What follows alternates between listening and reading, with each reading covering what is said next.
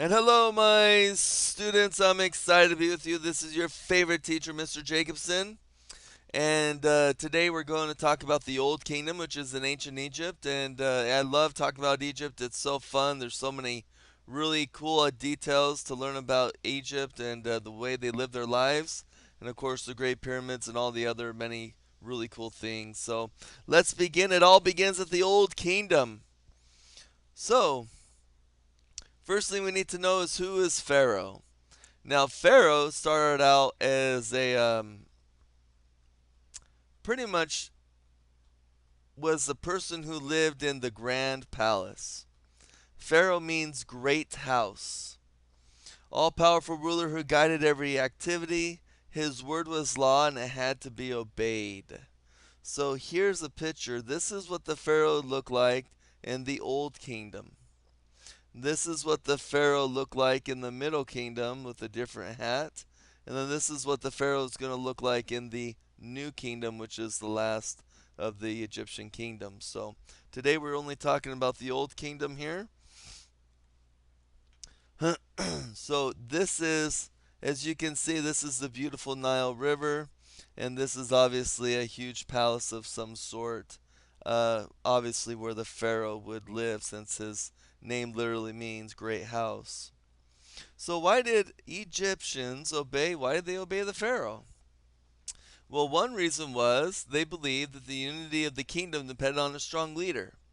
So Egyptians believed that if Egypt were to stay unified and strong as a kingdom, then we need to have a strong leader, and the way we have a strong leader is we show that we obey him, and show other countries that he's very powerful. He can have us do many things.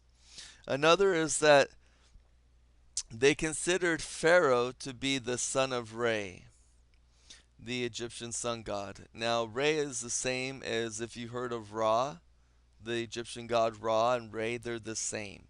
Okay, in my webcast, I'm going to refer to him as Re. Now, as a result, his subjects paid him the greatest respect. So, another one is they believed that he was literally the son of Re. So, if he's the son of a god, that would pretty much make him a god, or at least part of God, right?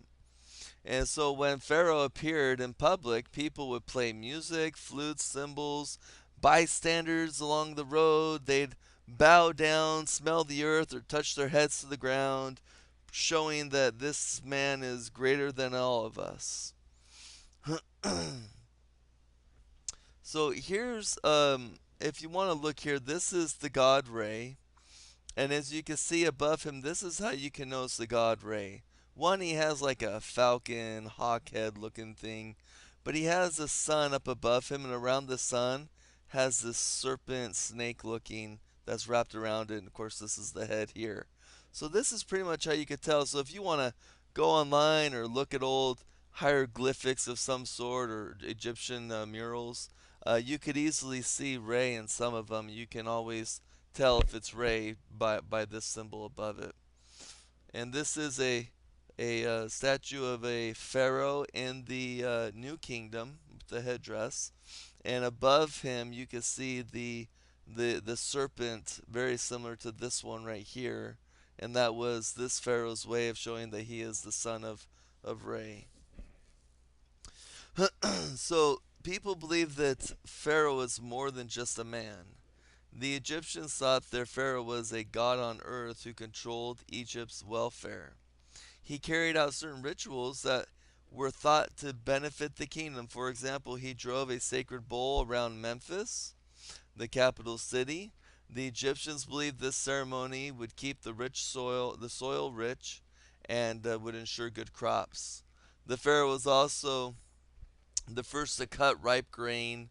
Egyptians believed this would bring a great or good harvest. So, just to backtrack here, so the pharaoh, he's looked at as a god on earth, and he can control whether Egypt has fertile ground, whether the sun isn't too hot or it's not too cold, the weather, whether it floods at the right season, the Nile floods at the right season.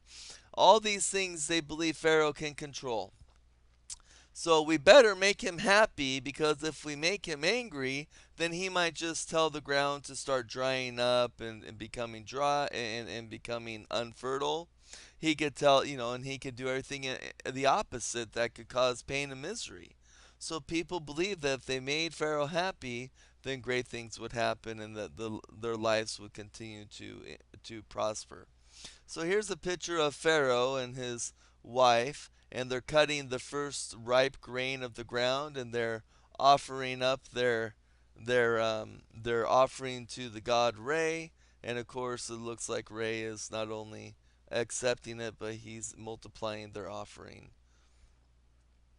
So why were pharaohs able to build such huge structures? Good question. I want you guys to ponder this, and we're going to discuss this in depth and have a class discussion on this, where we can answer this collectively as a class. So major gods, I want you to know there are a lot of gods in the Egyptian pantheon. However, I just want to focus on four right now. That's the sun god Re. It's Hapi, who's the goddess of the Nile. We have Isis, okay, and then we have Osiris. Isis is a goddess, and the god Osiris is her husband. This is Osiris here.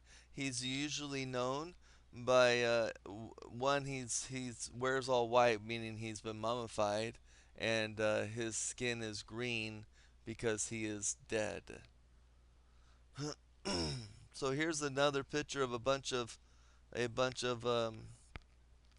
gods and goddesses. There's Osiris again, mummified. Here we have Horus. We have Re right here. Some people call it Ra, has it Ra here. And then Isis is the wife of Osiris.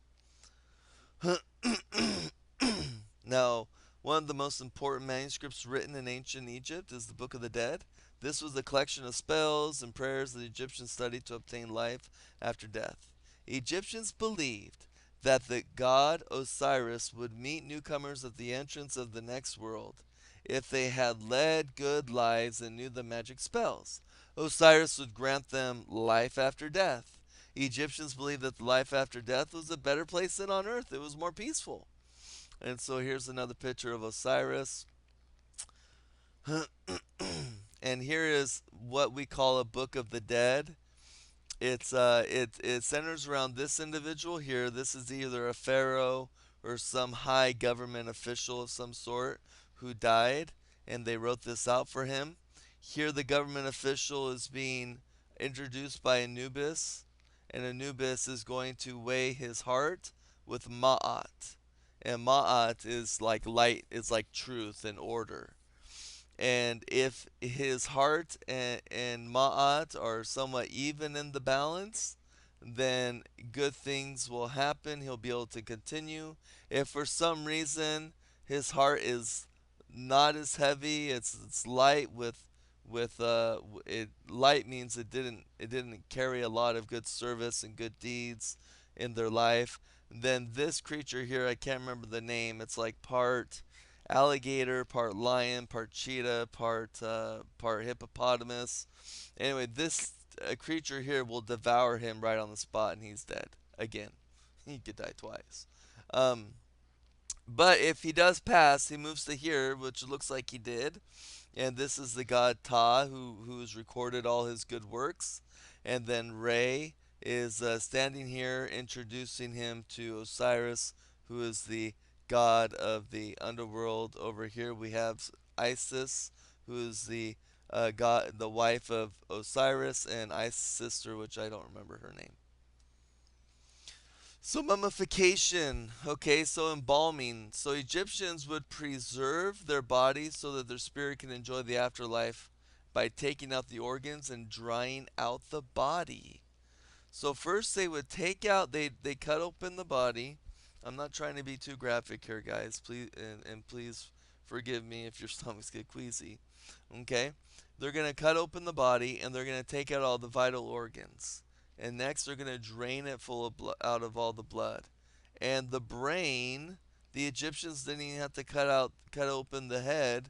They took the brain out by going up the nose, scrambling it all together and then pulling it out. In fact, they thought the brain was um, a useless organ, and it was just produce snot. It was just used to produce snot, is what they thought. Interesting, isn't that? So anyway, so once they took out the blood and the organs, then they would literally saturate. They'd pour until it was covered the carcass, the body, uh, with nitron. So it's covered in I'm sorry, natron, and it's covered in natron. And what this does is they would leave that there for about a month. That body would be covered in natron, and that would suck all the moisture out of the body so that no bacteria could grow. And that then when it's completely dried out, pretty much like a prune or a raisin, and then they would stuff it full of spices and perfumes and stitch it all back up and everything and make it look nice. The amazing thing about mummification is even today we still find old tombs with mummies in them, and it's amazing because you can still sort of see the features of the individuals and their skin. It's been so well preserved by this process. Another thing is medicine. The Egyptians wrote the world's first medical books using scrolls and papyrus. Doctors knew how to use herbs, drugs, sewing up cuts, and setting broken bones. People needed to build pyramids. Okay? Took thousands of people to build these pyramids. Mostly farmers built these pyramids during flood season. If it's flood and you can't really farm anyway, so then the pharaoh would ask for their help, and when I say ask, he commanded that they help. Also, surveyors, engineers, carpenters, stone cutters were all needed, not just farmers. People had to have a very broad skill set so that they could build these amazing structures, and they really are incredible. So here's a finished pyramid in the back, and here right here is a pyramid that they have not yet finished. So this is kind of what historians and scientists think this is how they had to have built the pyramid. They had to build some kind of structure where they could walk all the way up, and then once they complete the top, they slowly fill it all the way back down until it becomes like this. And then here's a little outline of what a pyramid looked like. Here we have an air shaft. You got to have a little air in there, right? Grand gallery. You have the king's tomb right in the middle, the queen's tomb here, and then you have a subterranean chamber, and then you have a bunch of booby traps and other things for grave robbers who are trying to come in and steal all the loot that they buried the pharaoh in. Now, reasons for pyramids. So in 2000, we'll say 2540 BC, the grandest pyramids were created. This happened during the Old Kingdom. Okay? The pyramids in the New Kingdom will not be as grand, and the pyramids in the Middle and New Kingdom will not be as great. They all were the greatest in the Old Kingdom, and we'll talk a little bit about that in class about why. Now they built to protect dead bodies of pharaohs from floods, wild animals, grave robbers.